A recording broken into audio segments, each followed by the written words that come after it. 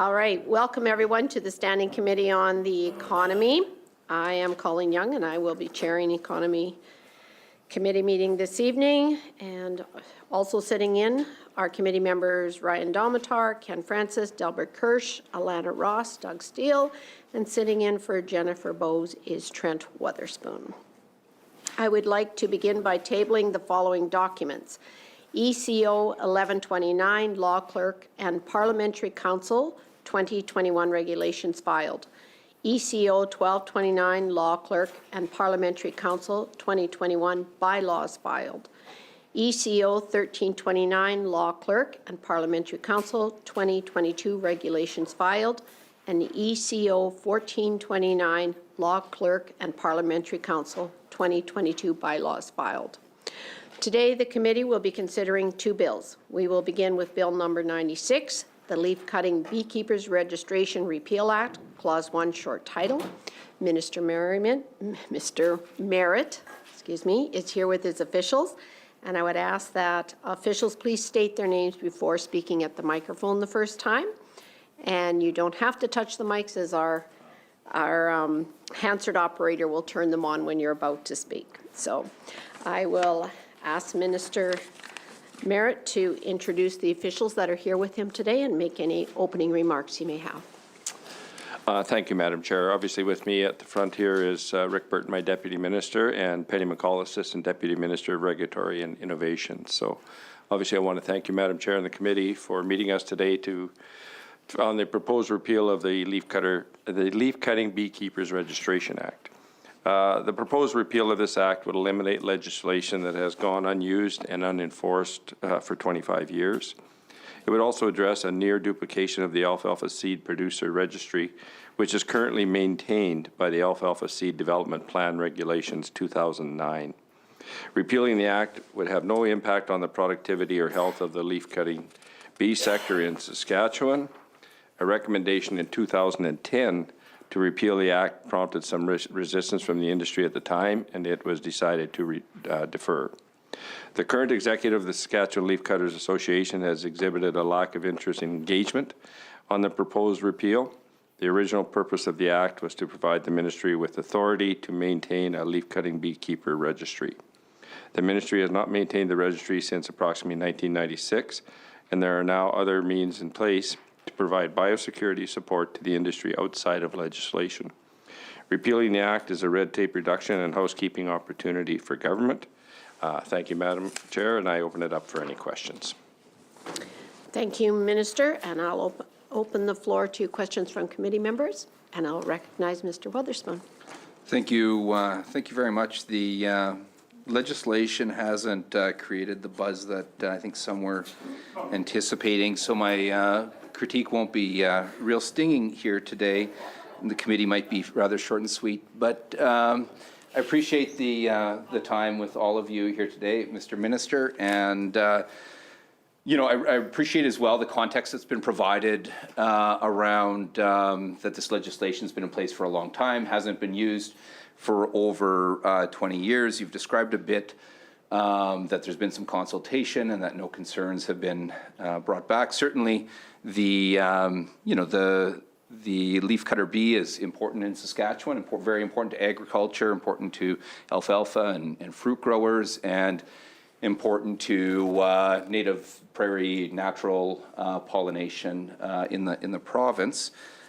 Just, I guess, to get a bit of a perspective, who are the folks that would have been consulted on this front? There would be obviously very important agricultural stakeholders to consult, as well, some to ensure some of the environmental considerations.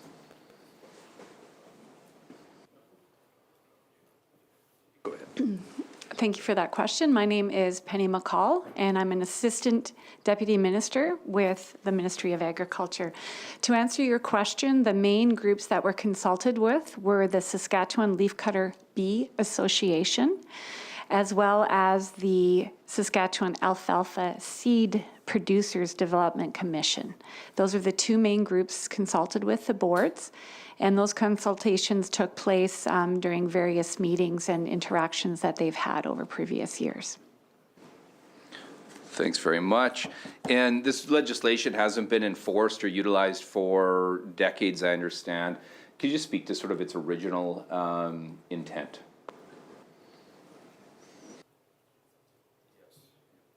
To the experts. Okay, the original intent of this is when this was first developed, the leaf cutter beekeeping industry was just getting going. And at that time, it was really trying to get a handle on who was out there that were the leafcutter bees. So this act was only about having a registry of who those beekeepers were. And the intent was knowing who they were would allow, if there was a disease outbreak or communication, knowing who to contact in a quick manner. One of the big things is since then, there's so many different ways to communicate and work with these grower groups, and we've really focused on education and building that relationship with them. And there's other ways to reach out and be in touch, and so we focused on that education, communication around disease outbreaks since. Thanks so much. Can you just speak a little bit about, I guess, modern communication on this front and how you're enabled on these fronts? And then also just a bit about the monitoring and then policy and process around disease communication and prevention.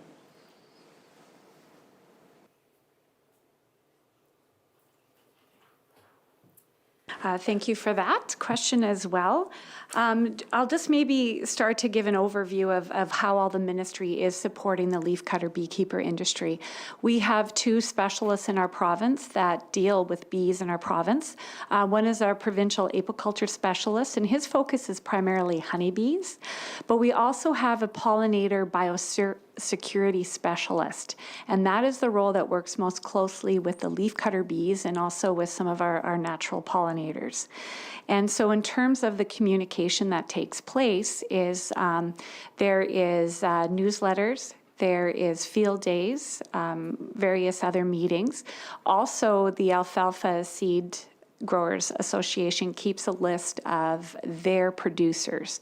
And alfalfa is unique in that it needs a pollinator to be able to, or like an insect to pollinate. And so that's why they're so closely linked with the Leafcutter Association. And so they have a list also of all the people. And so we've really relied on their list in recent years as a form of communication for sending out newsletters and notices about field days.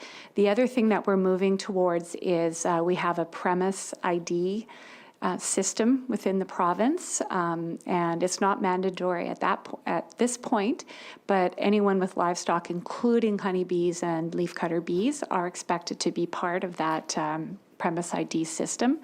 And so again, they're there and they'll be notified very, very quickly of different diseases that happen. Thanks very much. The leafcutter bee, it's native to Saskatchewan, correct? I believe so. Now you're going to be testing my knowledge on that as well. But there's different forms of leafcutter bees. I don't know the particular species on alfalfa versus, but there is some other native leafcutter types as well. Yes, and they're unique in that you're right. They cut the leaf and they create a cocoon, and that's how they're different than the honeybees. Right. And they're important as well to for the fruit growers. Is that correct? Is that for which fruit would they be important to for agriculture in Saskatchewan?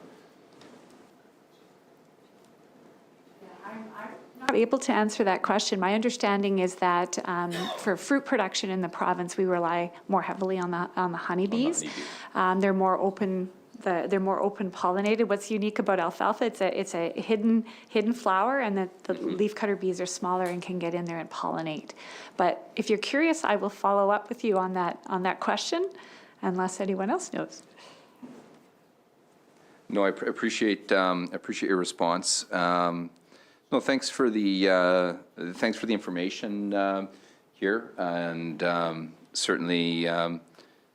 And just to confirm again, through your consultations or otherwise, as this bill's been before the public, you haven't had any concerns brought forward with respect to the changes here? Okay. No further questions at this point. All right. Thank you, Mr. Weatherspoon. Are there any other questions from committee members? Seeing none, we will proceed to vote on the clauses. Clause 1, short title, is that agreed? Carried. Clause 2, is that agreed? Carried. Clause 3, coming into force, is that agreed? Carried. His Majesty, by and with the advice and consent of the Legislative Assembly of Saskatchewan, enacts as follows: the Leaf Cutting Beekeepers Registration Repeal Act.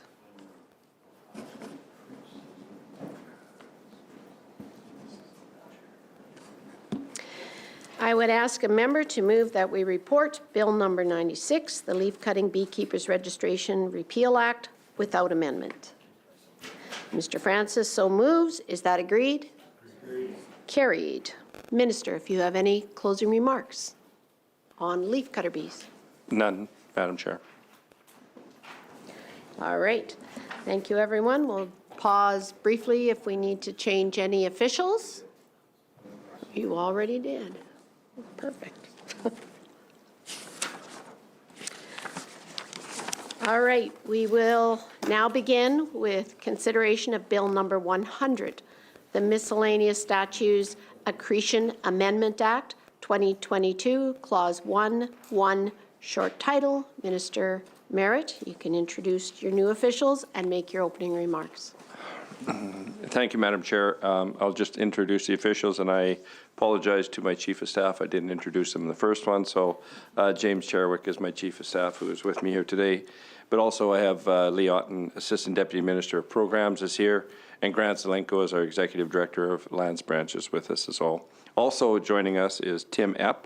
He's Crown Counsel with the Civil Law Branch of the Ministry of Justice, is with us as well. Madam Chair, the intent of the Miscellaneous Statutes Accretion Amendment Act 2022, which is before the committee today, is to provide clarity of ownership regarding land adjacent to water bodies in Saskatchewan. The Act will also align with our approach with other Western Canadian provinces as well. The term accretion in this context refers to land which has become uncovered by water and can be considered permanently dry. This land then takes on the soil and vegetative characteristics of the adjoining property. Accretion occurs gradually and imperceptibly over time. I hope I got that right. And is the opposite of erosion, where land is consumed by water. Recognizing some of the principles of the common law of accretion in Saskatchewan under certain conditions will help sustain the kind of investor confidence in our mineral resource sector that is so integral to our future. In addition, land which landowners may have simply assumed was theirs previously can in fact be surveyed and titled. It will also reduce the potential for litigation and liability to the government by removing legal uncertainty. Madam Chair, an accretion working group has developed and recommended the changes in this Act over the past 2 years. It consists of the Ministries of Agriculture, Environment, Energy and Resources, Justice, Parks, Culture and Sport, Government Relations, and the Water Security Agency. The result of their diligent work is that stakeholders are supportive of our government taking these steps to recognize the principles of accretion in Saskatchewan. Thank you, Madam Chair, and at this point we'll open it up for questions. Thank you, Minister Merritt, and I'll open the floor to questions from committee members. Recognizing Mr. Weatherspoon. Thank you, Thank you, Madam Chair, and thank you, Mr. Minister, and officials that have joined us here tonight and that have been involved in this work. I've learned a fair amount about accretion these last few months since this bill was introduced, and have appreciated the engagement with some of the stakeholders, and so thank you for the time here today. Could you describe the members of that working group and who's been consulted and who's been a part of that work? Yeah, for sure. My name is Lee Otten. I'm the Assistant Deputy Minister of Programs with the Ministry of Agriculture. Thanks for that question. We had a number of different members of the working group, and it was based on impacted legislation or current regulations across government. We had the Ministries of Agriculture, Environment, Energy and Resources, Justice, Parks, Culture and Sport, Government Relations, and the Water Security Agency. And so it would be a combination of subject matter experts. Of course, with Justice, we had legal counsel present and others. Thank you. Thank you for that. Now, Was there any specific group external to government or internal to government that was calling for these changes? Again, Lee Otten. We had the Surveyors Association who was interested in seeing some of the changes to the common law of accretion or putting the common law of accretion in place. It was something that was asked for when we were putting in the Provincial Lands Act, but we felt that it was too large as part of the changes to the Provincial Lands Act, so we put it to the side. And brought it forward when we were ready to dedicate our time and resources to that and pull the working group from across government. Thank you very much. Now, my understanding is that this move will bring us in line with other Western provinces, and is that Alberta, I know. Does that include British Columbia and Manitoba as well? Yes, it does. Their legislation, was it fair to say this is modeled after their legislation? It parallels, or it brings us to an equal standing or footing with the other provinces, yes. And I hear from some that basically common law seems to already be established on this front. Some may question whether or not the legislation itself is needed because there's a prevailing feeling that common law has been established. But ultimately, I hear support from most folks around, having this, making this clear. But I guess just your assessment, how necessary is this legislation, or has common law already established what you're pursuing?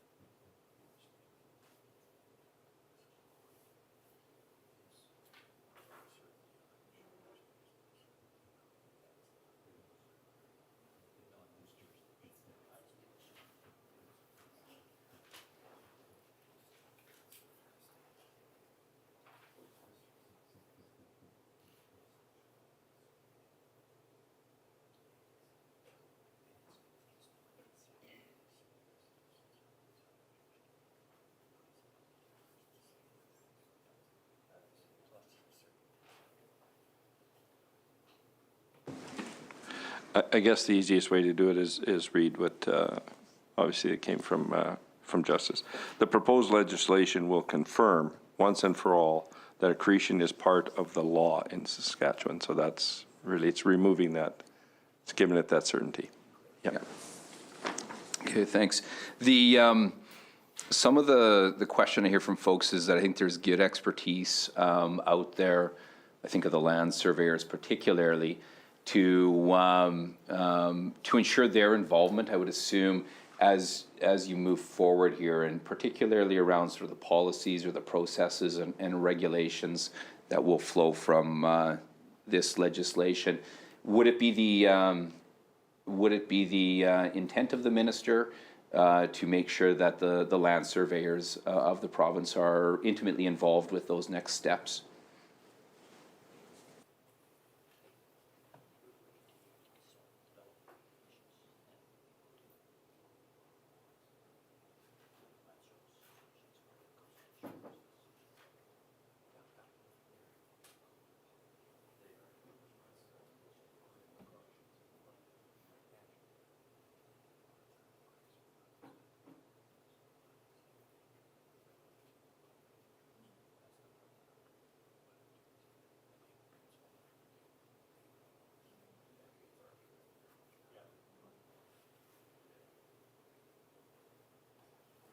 Yeah, I can probably say that the surveyors will be obviously definitely part of the regulation development part. Yep.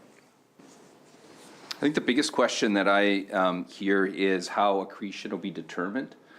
Keeping in mind that there are numerous errors in the current GIS due to the fact that some of those water boundaries were plotted from survey plans, I understand, back to like the 1880s, and the intent of some of those plans was never to accurately depict the land location of the lake or the river in the first place.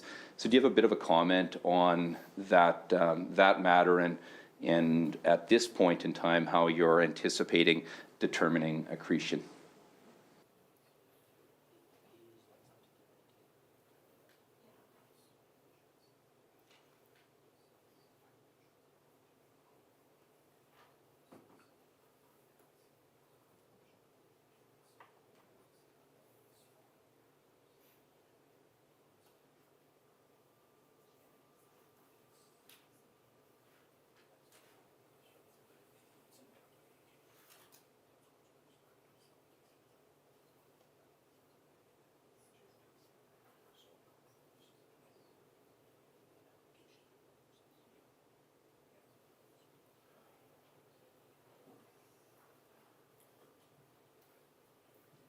Right, Lee Otten.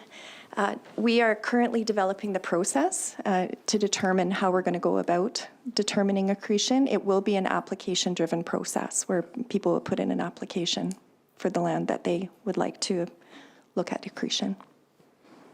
Thanks. As I understand, there's different policy on this. I think, again, the land surveyors will be an invaluable resource on this front as to the deficiencies or gaps of the GIS, boundaries that were drawn that were never intended to be clear markers on this front, and then other markers at different points in time through surveying and common law that applies to all of this. So I think, my point out of some of the consultation I've been doing on this front as agriculture critic is that the land surveyors bring tremendous value to this, and it's one of those things where you really want to get the implementation or the processes and policy right. So I appreciate very much the commitment to be working.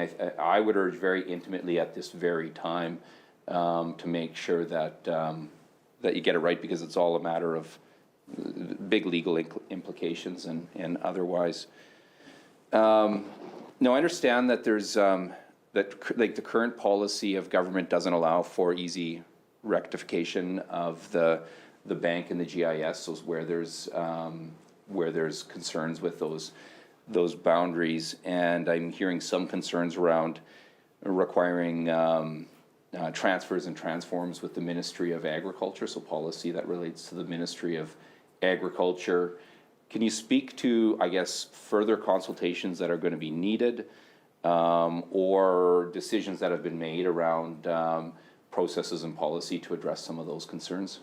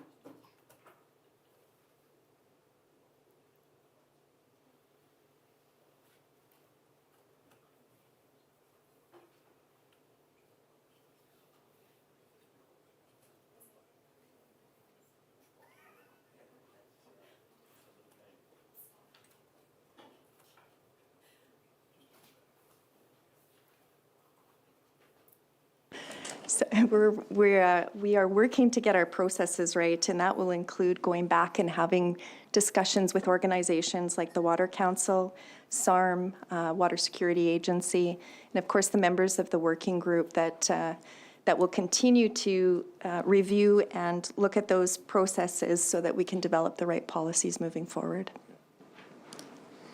Thanks. And that's sort of what I'm hearing from key stakeholders, those with expertise on the matter, is just really making sure there's a clear understanding of, with government and all those that are interacting with this this matter, that working boundaries, that they need to understand that with the boundaries that that GIS really has limitations, and that water boundaries shown in it cannot be assumed to be reflective of a true boundary on the ground, or the boundary defined by the natural monument. So I'm hearing, I think, that. Is that fair for me to take that from what you've expressed?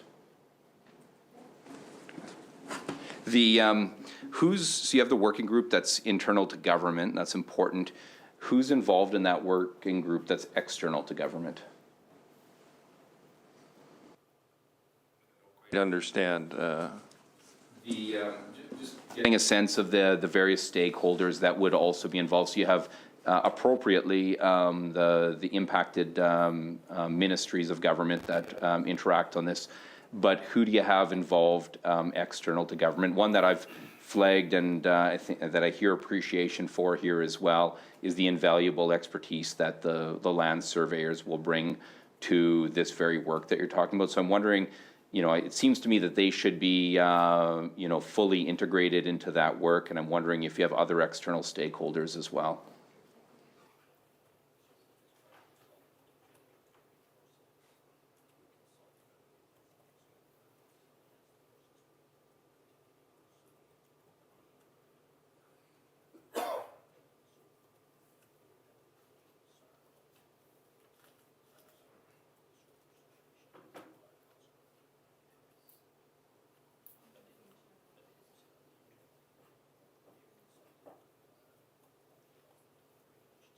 Gradual and imperceptible. It's like hair loss for me. Same experience. Conclusion is? Yeah, conclusion is, I can relate. I'm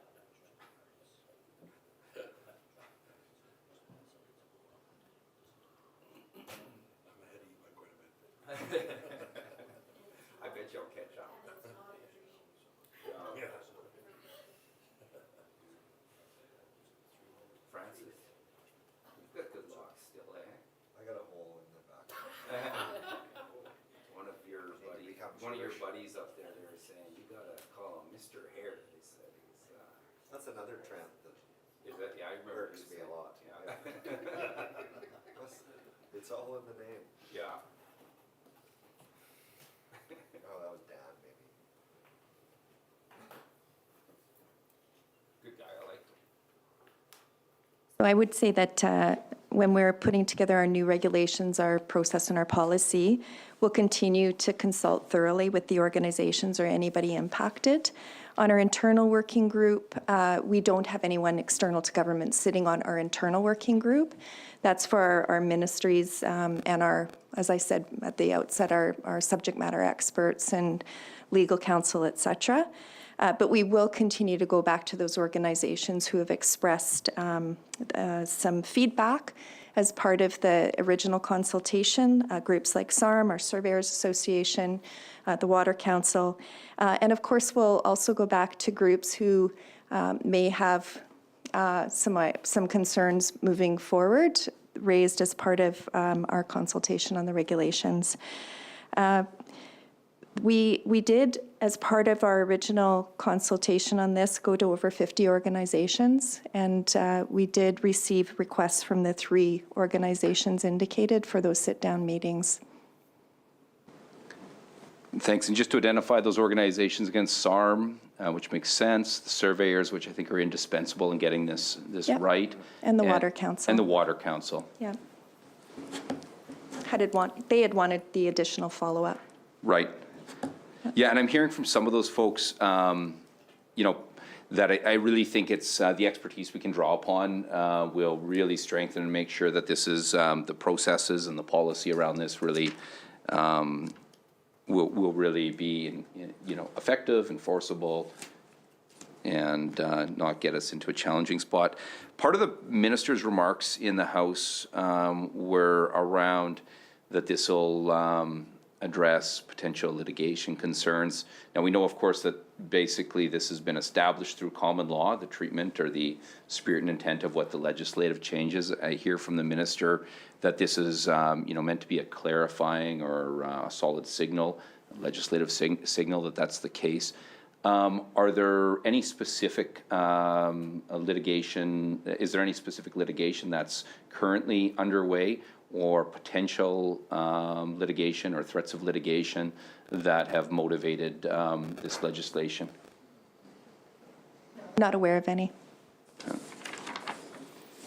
And as it relates to any of the subsurface activity, can you just speak about, I know in the House you spoke about subsurface impacts and why this is important. I know why the common law is important on these fronts, but maybe just speak a little bit about that, as well as, you know, if there's any specific concerns from industry or stakeholders on that front that's been brought forward.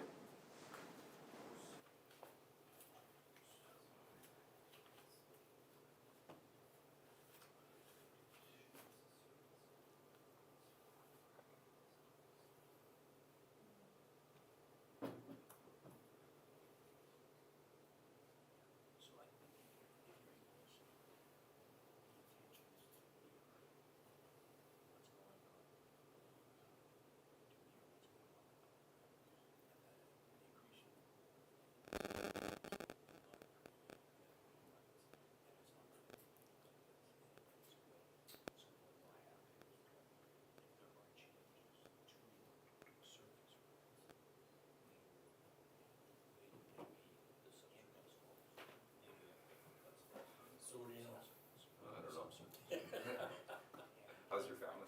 Good.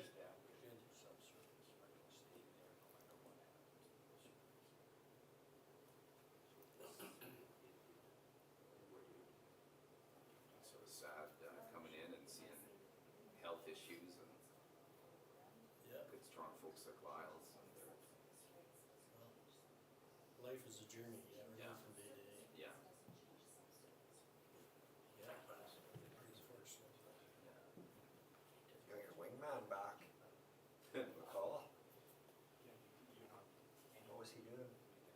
He went and finished up an education degree. Oh, So like like an additional one? yeah, like, Yeah. he had like that's different couple degrees. He had a master in public policy, but he went a degree so he could be a teacher. But Oh, okay. he's coming in to teach us and kick our butts instead. So.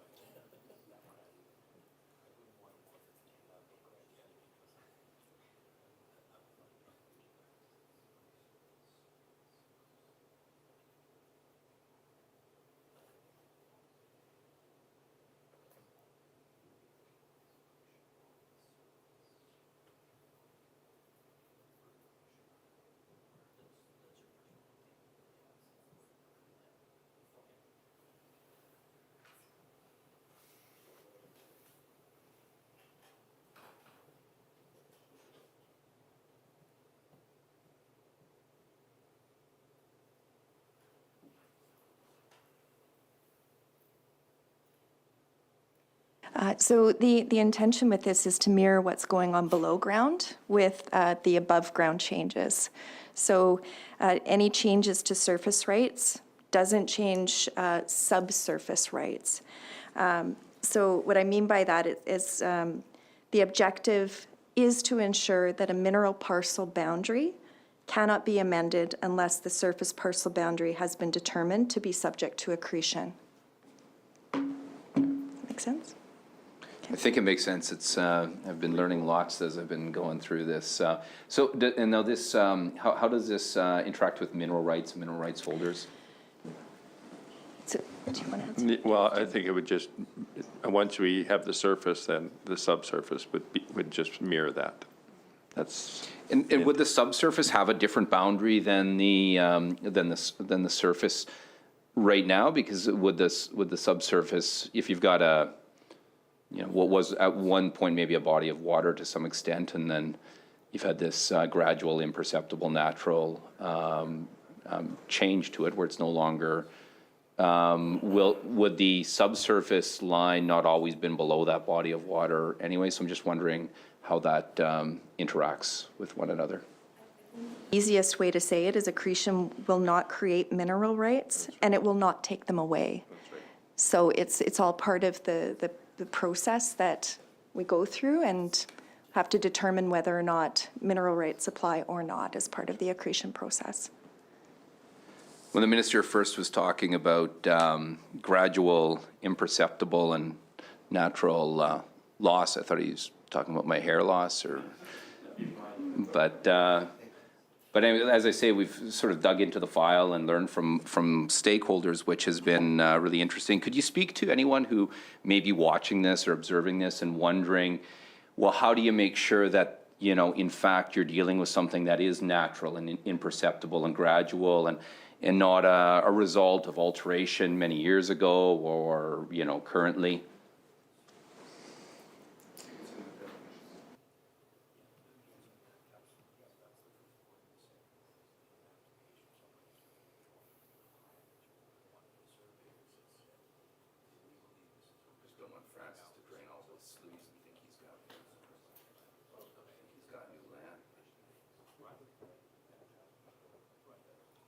So many sloughs on our lake. Pretty dry. There'll be some this year.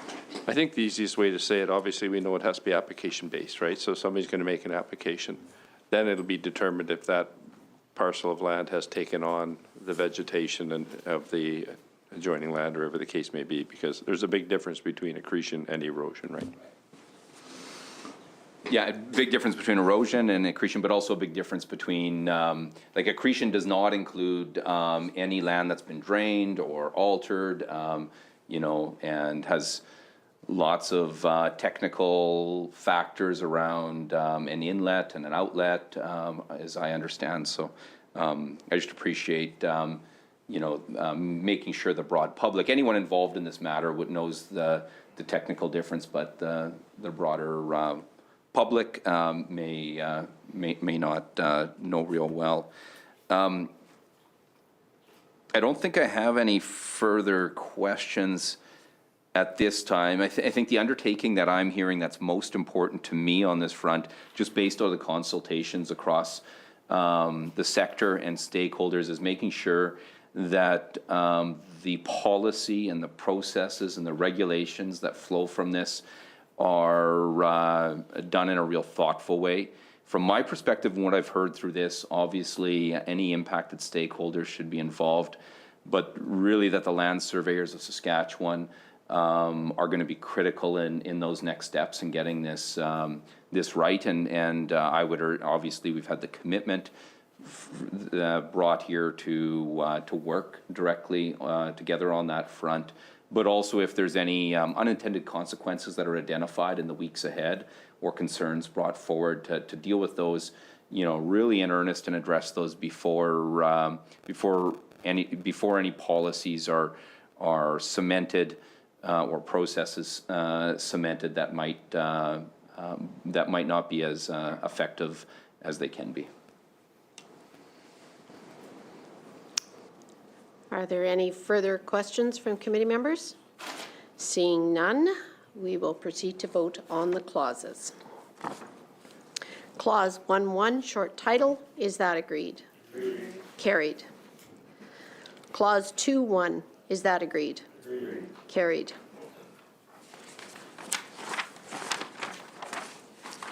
Clause 3.1, is that agreed? Agreed. Carried. Clause 3.2, is that agreed? Carried. Clause 3.3, is that agreed? Agreed. Carried. Clause 3.4, is that agreed? Agreed. Carried. Clause 4.1, is that agreed? Agreed. Carried. Clause 4.2, is that agreed? Agreed. Carried. Clause 4.3, is that agreed? Agreed. Carried. Clause 4.4, is that agreed? Carried. Clause 5.1 coming into force, is that agreed? Carried. His Majesty, by and with the advice and consent of the Legislative Assembly of Saskatchewan, enacts as follows: the Miscellaneous Statutes Accretion Amendment Act 2022.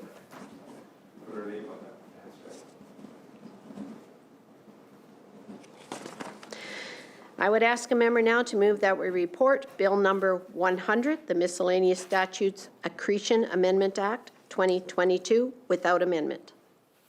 Mr. Ryan Domatar moves. Is that agreed? Agreed. Carried.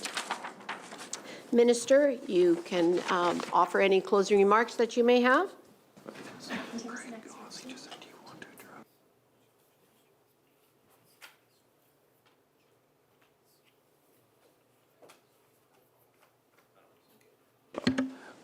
Thanks, Madam Chair. No, I just want to thank the committee and obviously thank the member for the questions and moving this forward. I think it's obviously a big hurdle that we had to get through on the legal side. So we'll obviously do our due diligence on the consultation side as well as setting the regulations. We will.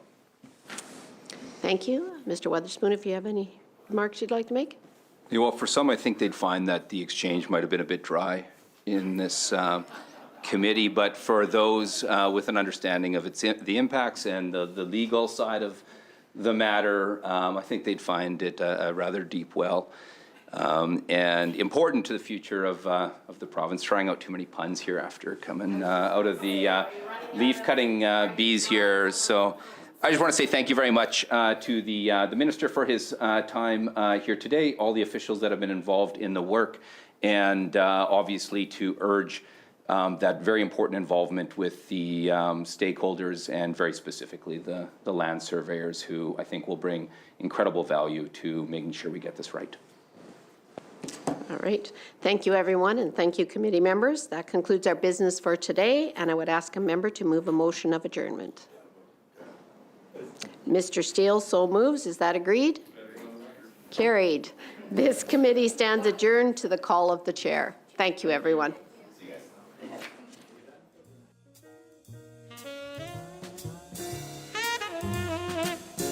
Thank you.